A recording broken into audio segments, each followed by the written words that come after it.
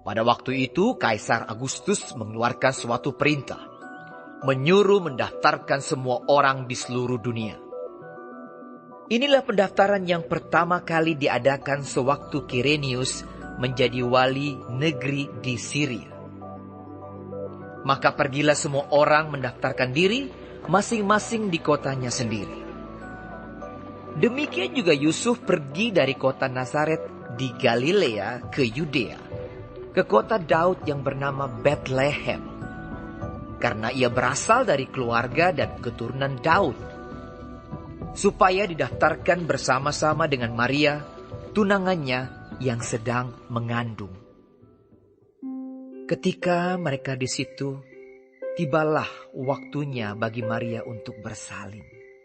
Dan ia melahirkan seorang anak laki-laki, anaknya yang sulung.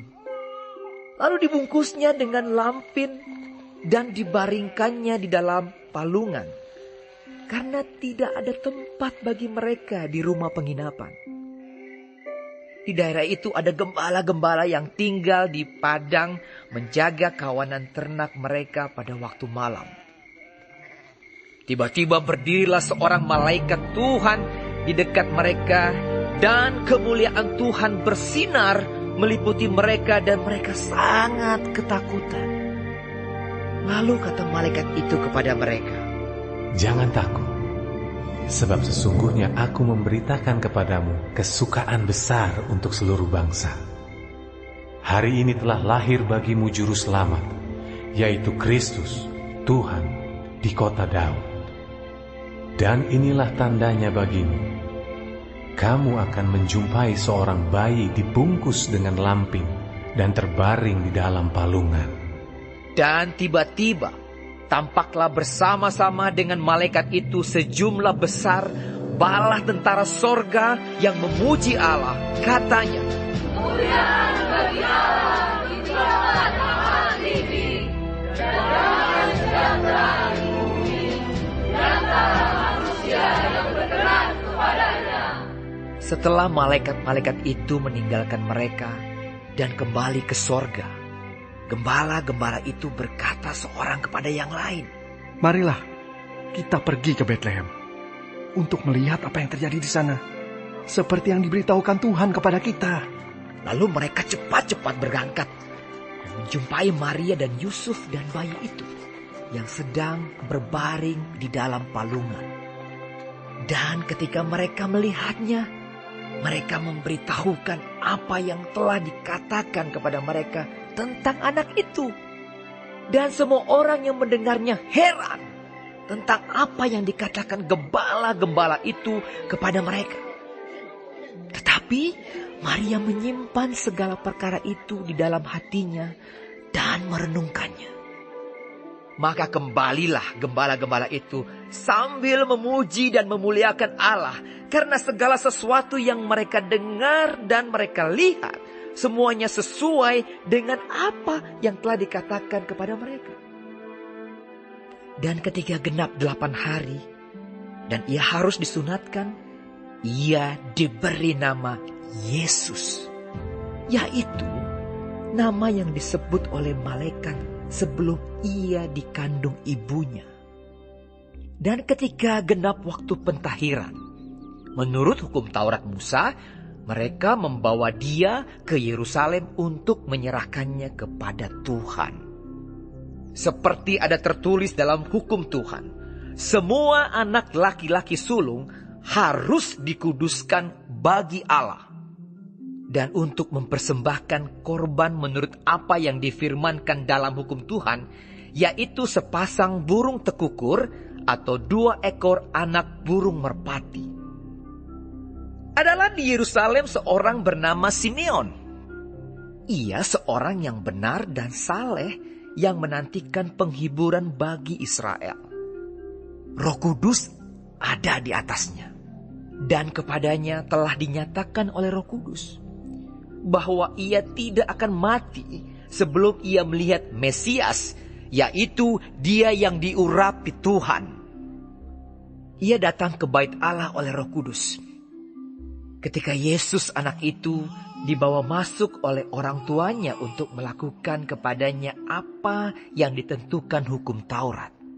Ia menyambut anak itu dan menatangnya sambil memuji Allah, katanya, "Sekarang Tuhan, biarkanlah hamba-Mu ini pergi dalam damai sejahtera, sesuai dengan firman-Mu, sebab mataku telah melihat keselamatan yang daripada-Mu, yang telah Engkau sediakan di hadapan segala bangsa, yaitu terang yang menjadi penyataan bagi bangsa-bangsa lain, dan menjadi kemuliaan bagi umat-Mu Israel."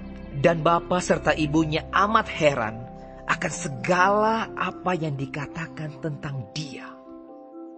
Lalu Simeon memberkati mereka dan berkata kepada Maria, ibu anak itu, "Sesungguhnya anak ini ditentukan untuk menjatuhkan atau membangkitkan banyak orang di Israel, dan untuk menjadi suatu tanda yang menimbulkan perbantahan, dan suatu pedang akan menembus jiwamu sendiri, supaya menjadi nyata pikiran hati banyak orang."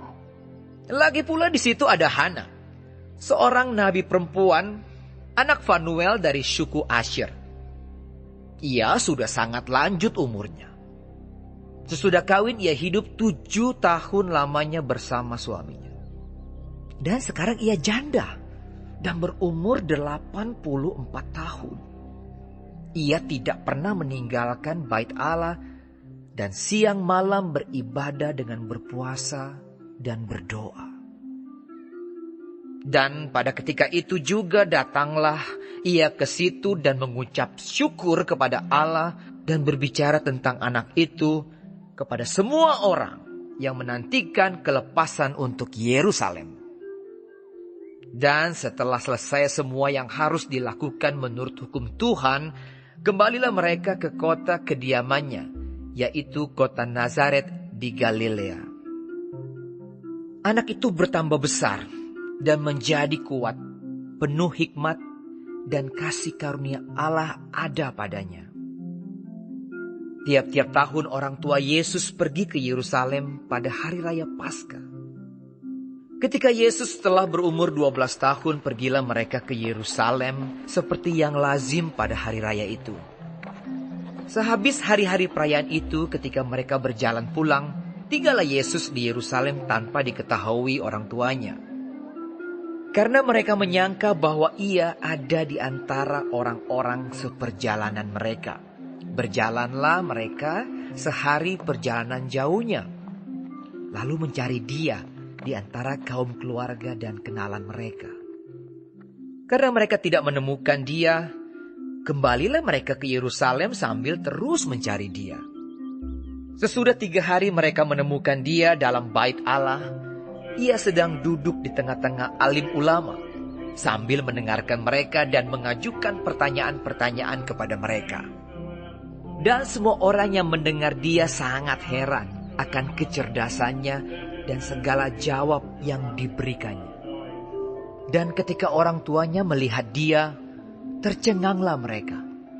Lalu kata ibunya kepadanya, "Nak, mengapakah engkau berbuat demikian terhadap kami? Bapamu dan aku dengan cemas mencari engkau." Jawabnya kepada mereka, "Mengapa kamu mencari aku? Tidakkah kamu tahu bahwa aku harus berada di dalam rumah Bapakku?"